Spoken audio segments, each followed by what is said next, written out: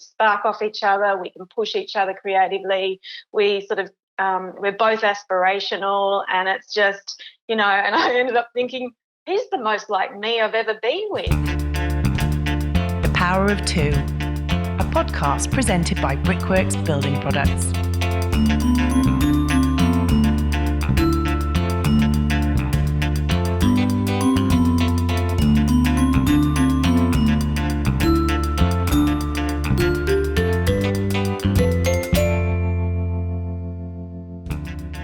G'day, I'm Tim Ross, and welcome to The Power of Two, a podcast where I talk to architects who are partners in work and in life. In this episode, we'll hear from Elvio and Peta from Hobart's Liminal studio. These two are the real deal, and you're about to hear how they are a true creative couple in every sense. We'll find out about the extreme responsibility of designing in Tasmania's pristine wilderness and how they've connected architecture to people in the suburbs. And strap yourself in because you're about to hear a love story that made my jaw drop. Also worth mentioning that Peta is the daughter of the legendary Tasmanian architect Peta Heffernan. I found this chat with these two so inspiring, and I know you will too. This is Elvio and Peta from Liminal Studio. Peta, Elvio, thank you so much for joining me on the podcast. Tim, nice to be here. It's good to have you here, and we start things off by going back in time. So you can tell us how you both met. Well, it goes back 27 years. We met at university. Elvio had just finished his architecture degree, and I had actually just started. So he was tutoring first year. So he was, we were very much engaged in a design studio together. And it's interesting because if someone said to me back then, you know what, you're going to end up with Elvio Brianese, I would have said, you know, you're kidding. Yeah. There's no way. So, but it's interesting because back then, and of course I didn't know it back then, that there was a real spark, and that was a design spark. And that's why back then we realised that we did sort of get on so well, and we're able to push and respond to each other really well from a design point of view. And then it wasn't till, you know, we went our separate ways and lived a different life. I moved back to Melbourne, and we realised that you actually don't get that spark that often. It's actually quite a rare thing to find. But, you know, I didn't think much of it, and you more or less can count on one hand the number of people you have that sort of that creative energy with. And so then eventually we got together when I moved back to Hobart, because my father was an architect and I wanted to come back to Hobart before he retired. And so I worked with him before he retired, and then Elvio and I got talking about design again, and I was ready to move back to Melbourne, and he sort of said, well, you know, how about we think about working together? So we started working together. How long ago was that? Probably about 12 years ago, maybe. And that went really, really well, because I was sort of at that point where, you know, my father had retired. I sort of was a bit disillusioned with where things were in my life and in my career. And then Elvio and I were talking about this idea of architecture that just didn't sort of involve architecture. It actually involved the creative arts and architecture. And we were really interested in the idea of creating a studio that was really underpinned by this creative disciplines and the exploration of the creative process across the disciplines, which inspired Liminal Studio. So we actually only got together about 11 years ago. But we've known each other for a very long time, and I think, you know, that magic in exchange that we felt, you know, so many years ago, was amazing, because you know, you want to have you want to collaborate with people that are similar to you but have enough difference to see the world slightly different. There's a wonderful saying, that things are great when 1 + 1 = 3. And I think the professional relationship, which is based on generosity and less ego, just has always enabled us to have amazing conversations and see the world slightly different. But when we're working together, we produce work that is greater than if only one of us was working on it. I have so many questions, and it's such a beautiful story.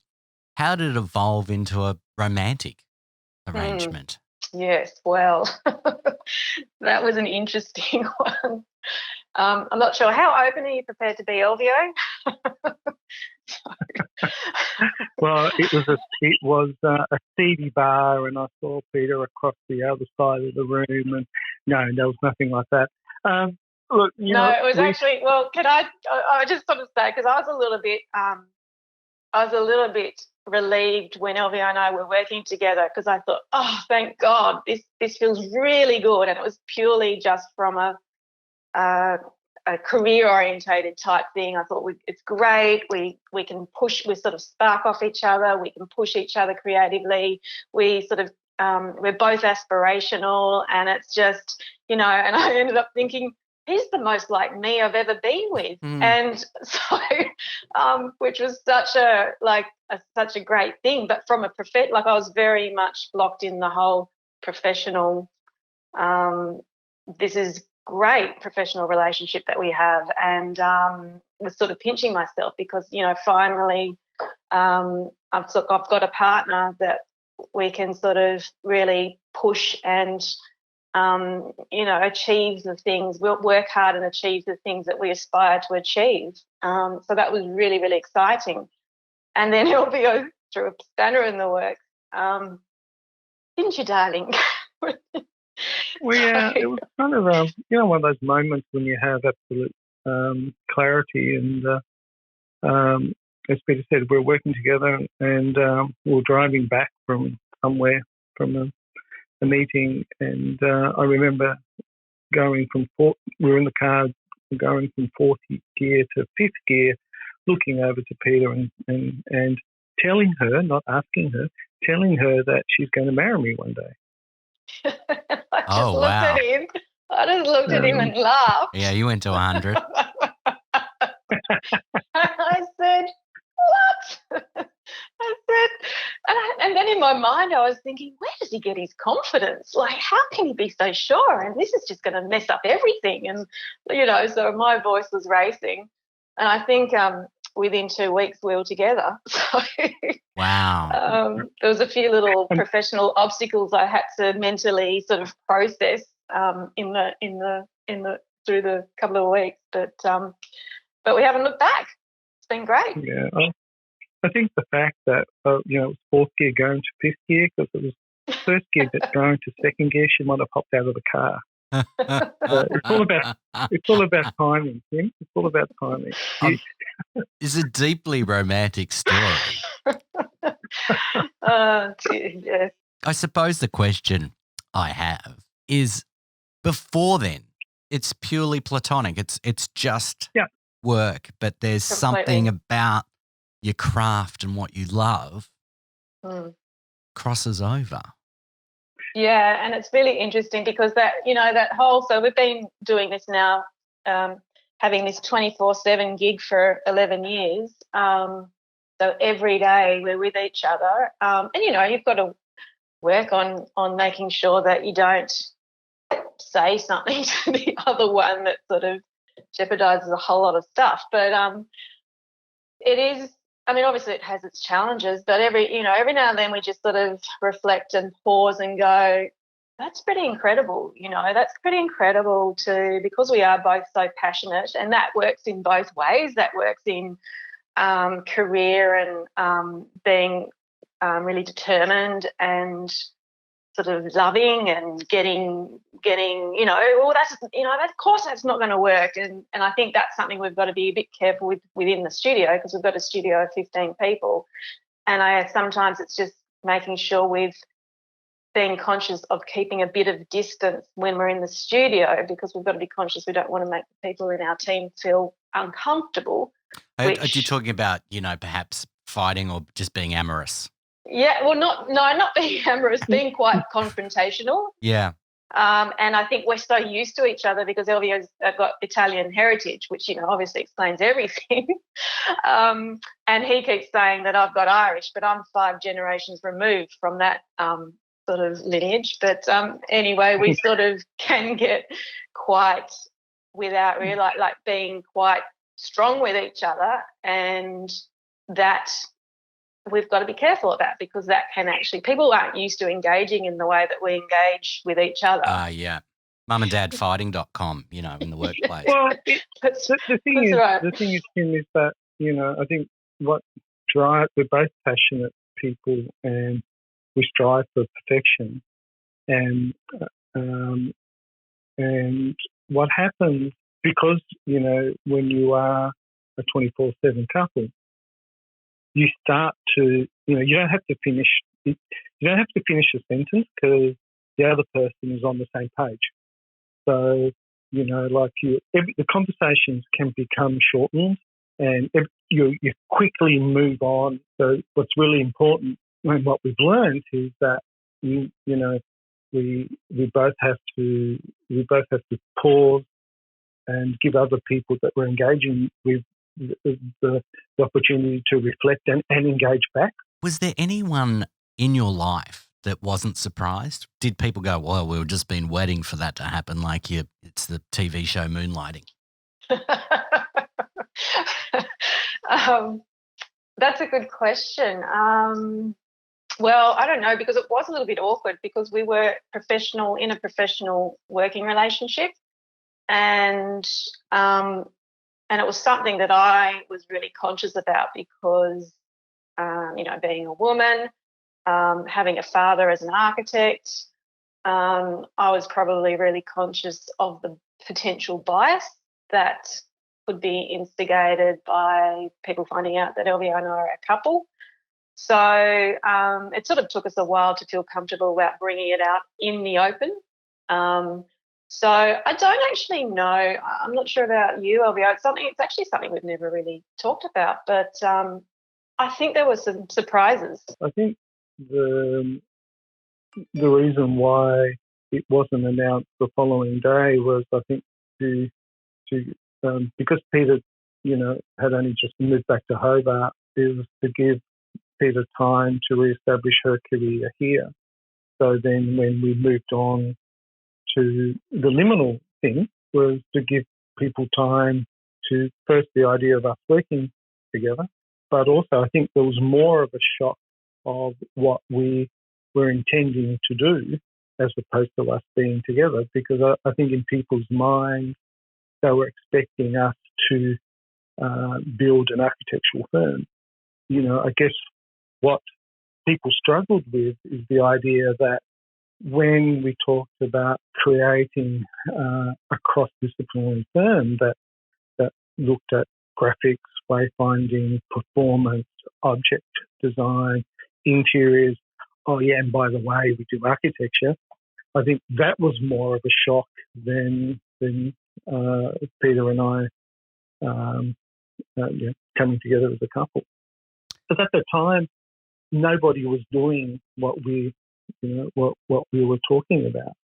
And I think part of the magic was that the Liminal thing that we're doing was something that maybe the magic picked up when she was in first year and I just, when we first met, because our passions were greater than architecture. And what we wanted to do was be in that creative, cultural space. How does where you live enable that, or does it? Well, it's a really important question, because could we do could we have the studio we have, what we have today, if we did it in Melbourne or Sydney or in New York or in Milano? And the answer to that is no, because the magic of Tasmania is that the creative capital in this state per capita is greater than any other state in Australia. What's magic about Hobart is that I can walk down the street and bump into some amazing creatives that are doing work globally. And I can stop, engage, and have a conversation. Peter, I can read Peter already. He's going to talk about the dinner party epiphany. That's my segue. That's me leading on to you, Peter, if you want to beautiful. take over. Yes. One of our philosophies is creating the environment in our studio that can lead to the dinner party epiphany.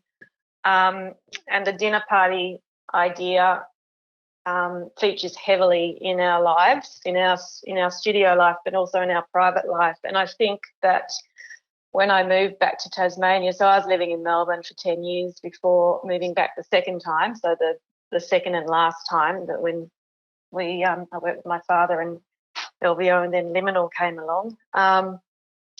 So I was just constantly in these environments, at dinner parties or at exhibitions, and I was meeting, an economist thought leader, or I was, meeting the arts minister, or I was meeting the artistic director of one of the great contemporary opera companies that unfortunately doesn't exist here in Hobart anymore. But it was just this efficiency in meeting really interesting thought leaders and creative people. And every time I met them, I kept saying, I want to do something with you. I want to do something with you. I want to create an environment where we can invite you into our studio and we do something together. And that's, to me, is also the ingredients of when you're at a dinner party with really interesting, inspiring, stimulating people. So you've got the right atmosphere, everyone's comfortable and relaxed, and there's this sort of creative imagination and spark that's happening, and you feel like, and all those ideas that come, and there's been times you feel like you can solve all of the world's problems, and I think that energy is what we wanted to capture and infuse into Liminal, and that's why we invite writers and artistic directors and choreographers and writers to collaborate with us, because we get so inspired by that energy. And also we learn from their discipline, which is really refreshing and gives us new ways of thinking, and that sort of makes our design and architecture stronger, I think. So I guess the most important ingredient is generosity. And I think the generosity that you find in a small place that is struggling, people are a little bit more generous and supportive of each other, as opposed to a larger city where it can be, less supportive, because people are fighting a lot harder to be established. Everybody's fighting a lot harder to be seen.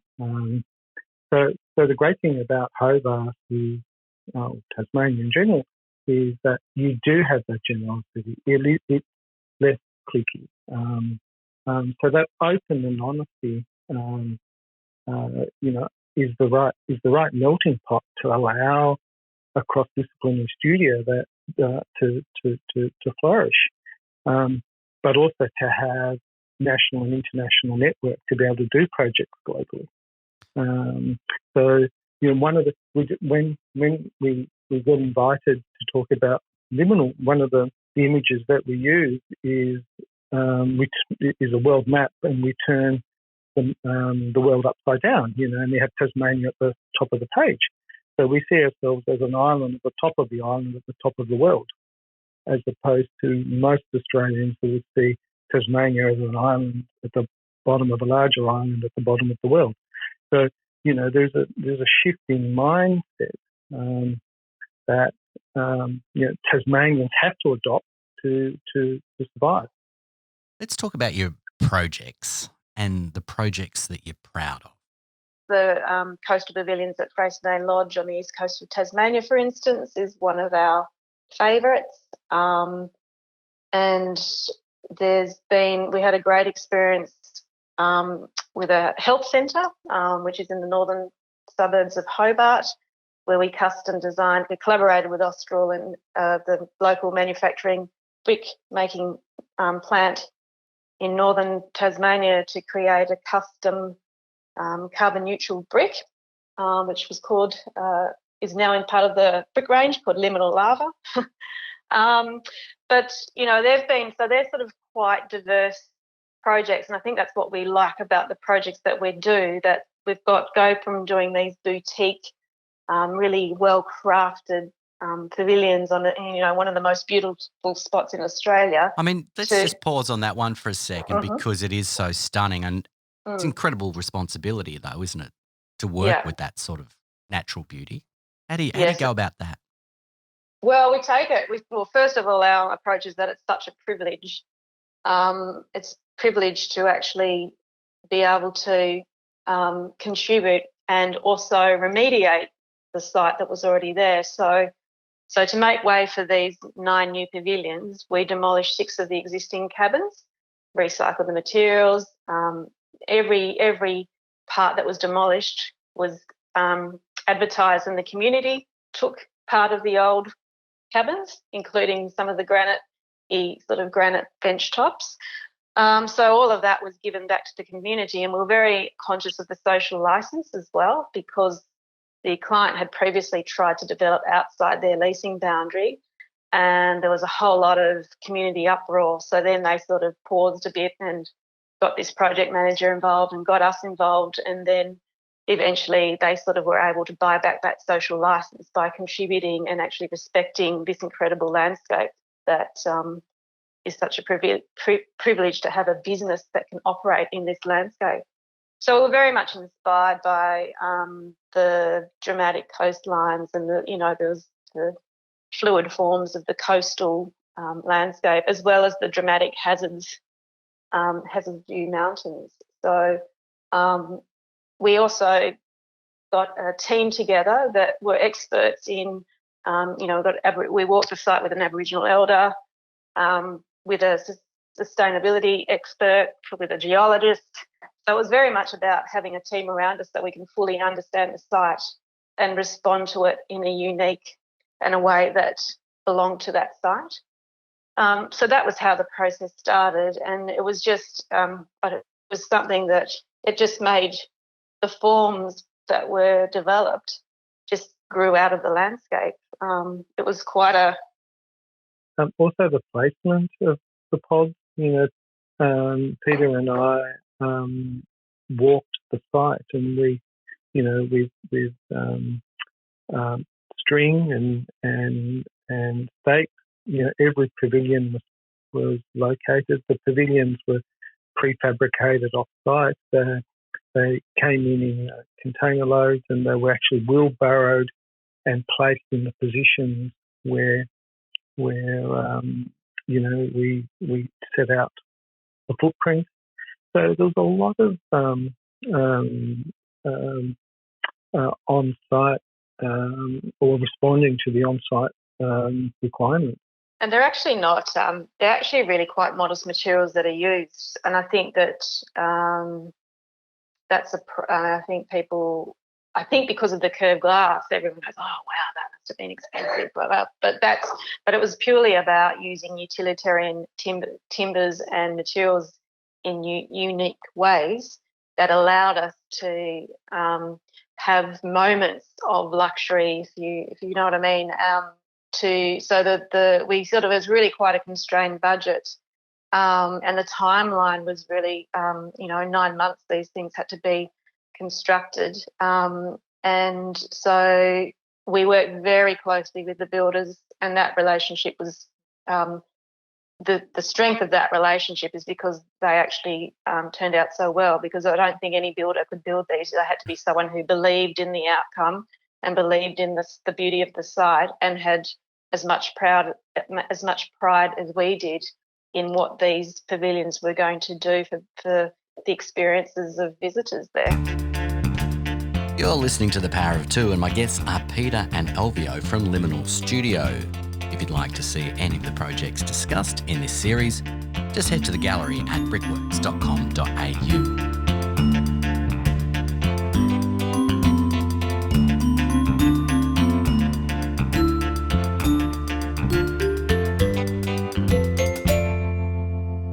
I was at Wineglass Bay once and a seagull ate the ham out of my sandwich. Oh, wow. Just the ham. Sat down. Yeah. It was a New Year's Day. Beautiful part of the world. I'm curious to know how you got round to developing and making your own brick. Tell me that story. Well, the brick was a byproduct of the design of the building, which was the Glenorchy Healthcare Centre. So, the Glenorchy Healthcare Centre is an integrated healthcare centre in one of the low socioeconomic areas of Tasmania. But it's a growing, Glenorchy is a growing city. And the commission was to look at how the state government can provide healthcare centres to take pressure off the main hospitals located in the capital city. So the site sits on the fringe of the city main road and the residential suburban area. So the scale and the proportions and the materiality of the city started to suggest a brick building of a scale that could be civic, but also respect the residential buildings around. So the process then for us was, how do we design a brick that has a sustainable footprint? What is the scale of the brick that best can reflect some of the suburban area? And how do we turn, what is the appropriate colour to fit in the urban landscape?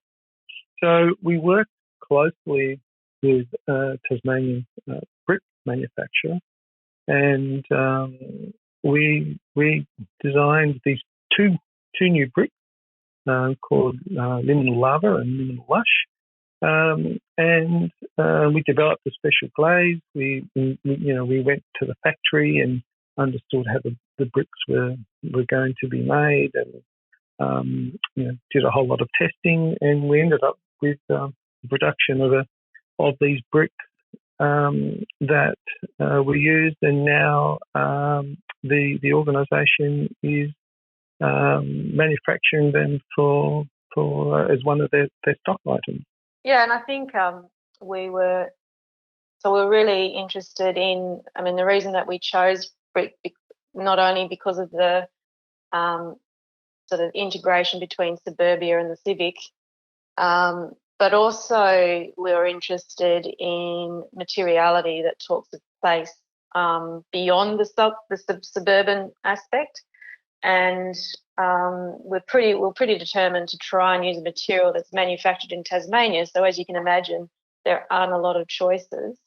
And so the Longford plant that manufactures these bricks only does extruded bricks, only does wire-cut extruded bricks. So you can't get smooth glazed bricks or pressed reds or any of those sort of varieties within this brick plant, and that's what inspired us to work with them to develop a coloured glaze, which enabled us to work with the limitations of their existing process, but collaborate with them to expand the possibilities and expand the ranges that they already have on offer. So there was a lot of trial and error with the mixture and the ingredients because they'd explode and things would happen. But we got there eventually, and now it's a really positive outcome because now you can say, well, if you don't like the colour of the standard range, just put a glaze on it. And what's nice about these is that they're truly a Tasmanian character, because they're still gnarly and textured and, don't have that sort of pristine sort of feel about them. There's a lot of character to them, and they just get this slight shimmer. So, it's a bit of texture and character and just a touch of shimmer, not too much. You don't want to go overboard when it comes to a Tasmanian brick. But the shimmer is important because as the sun moves, the sun path goes round the building starts to, it comes alive at different parts of the day. And, what's interesting about this project, although it's won, Public Architecture Awards and Sustainability Awards, the biggest joy for us was when the community, we just get these emails or phone calls from the community saying, thank you. Thank you for designing, a building that is respectful of our place. Thank you for giving us, a great design. And, I think for us, those emails and those phone calls mean a lot more than any award, and I think that's the magic.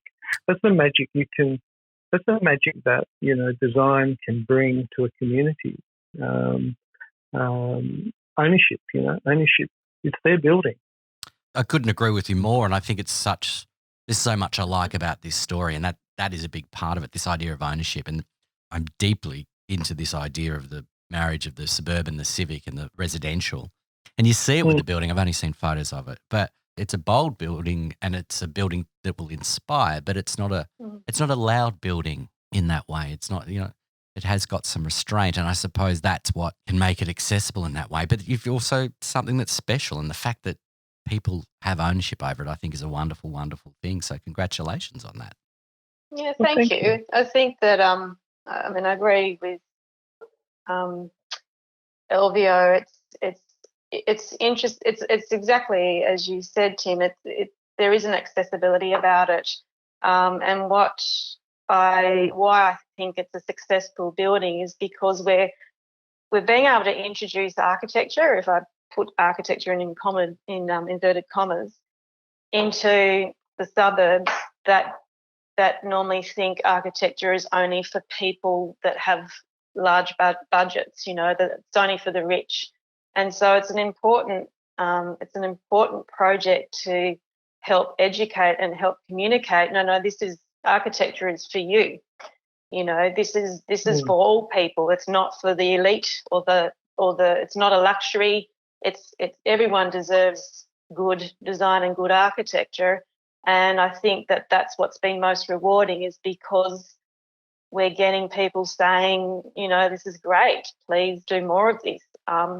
And so that surprised us, because it realised that there is a sort of an intelligence out there, I think. It's not necessarily the best way to describe it, but there is, we're able to reach and communicate with a broader population, which I think is really important as an architect, because we're always against the battle of architects being, just people not understanding the contribution that architects make to society and to make to people's not only health but well-being and productivity and all those really important things that we need to do to enjoy our lives and to be productive and to be inspired, and everyone deserves that. So it was quite a great project from that respect.